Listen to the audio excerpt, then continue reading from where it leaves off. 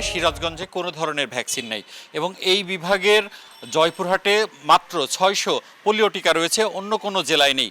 রাজশাহী বিভাগের 5টি জেলায় যক্ষ্মার টিকা রয়েছে 12,500 এবং সেটি হচ্ছে বগুড়া, চাঁপাইনবাবগঞ্জ, নওগাঁ, পাবনা এবং জয়পুরহাট।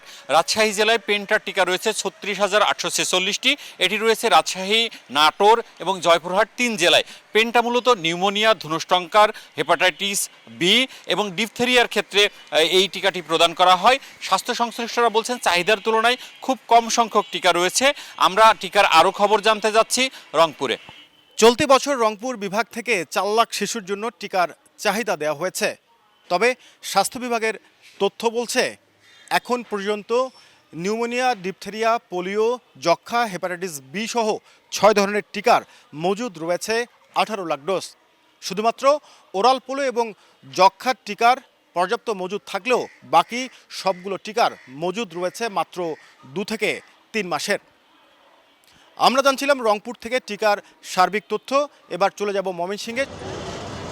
যক্ষ্মা বিসিজি যে ভ্যাকসিন এটি ময়মনসিংহ বিভাগে মোট 3,68,740টি ভ্যাকসিন রয়েছে। এর মধ্যে ময়মনসিংহ জেলায় 2,33,600টি ভ্যাকসিন রয়েছে এবং সবচেয়ে কম যে ভ্যাকসিন রয়েছে সেটি শেরপুর জেলায় 3,180টি ডোজ। এছাড়া পোলিও বিওপিভি এটি 12,930টি ডোজ রয়েছে পুরো বিভাগে।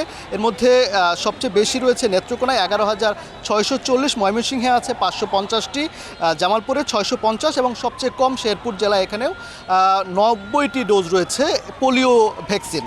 এছাড়া নিউমোনিয়া যে পিসিভি এখানে 4 জেলায় মোট 40,712 ডোজ রয়েছে।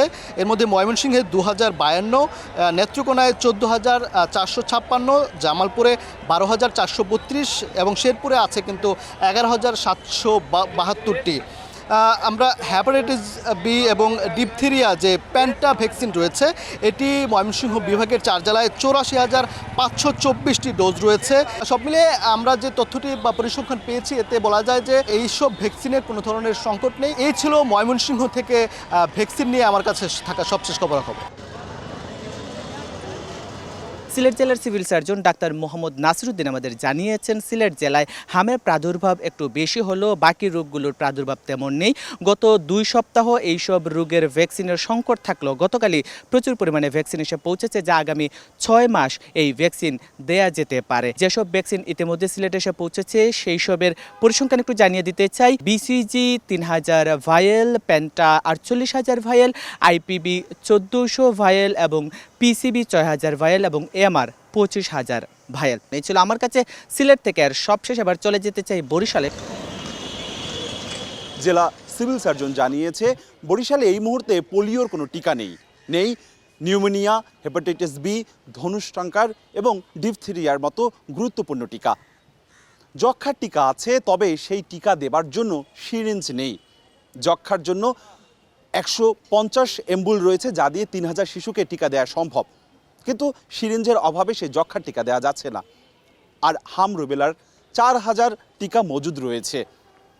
বরিশাল থেকে আমার কাছে ছিল এই খবর। আমি এখন যেতে চাই খুলনায়।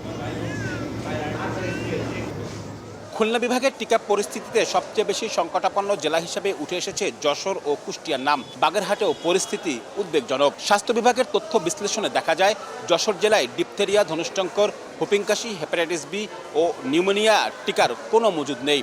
পাশাপাশি যক্ষ্মা, পোলিও, হাম রুবেলা ও টিটেনাস সহ প্রায় সব টিকাতেই মজুদ খুবই কম। কুষ্টিয়ার অবস্থাও নাজুক। নিউমোনিয়া টিকা একেবারেই নেই এই জেলায়। পোলিও টিকা হাতে গোনা আর অন্যান্য গুরুত্বপূর্ণ টিকাও সীমিত। এদিকে খুলনা সিটি কর্পোরেশন এলাকায় পোলিও টিকার স্বল্পতা নতুন করে চাপ তৈরি করেছে। স্বাস্থ্য বিভাগ জানিয়েছে সংকটাপন্ন জেলাগুলো চিহ্নিত করে টিকা সরবরাহ বাড়ানোর উদ্যোগ নেওয়া হয়েছে।